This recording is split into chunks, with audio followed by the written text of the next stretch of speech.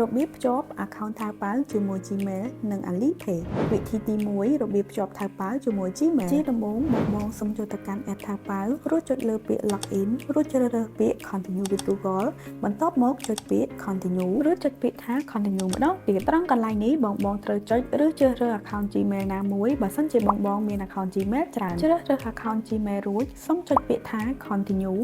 បងរងចាំបន្តិចនឹងរួចជាការស្រេចវិធីទី2របៀបបង្កើតថៅប៉ាល់ជាមួយ Alipay ជាដំបូងបងត្រូវបង្កើត account Alipay ជាមុនសិនអញ្ចឹងសូមចូលទៅកាន់ app Alipay រួចចុចពាក្យថា agree បន្ទាប់មកចុចពាក្យថា allow ដោលេខកូដប្រទេសដោយជ្រើសរើសពាក្យថា Cambodia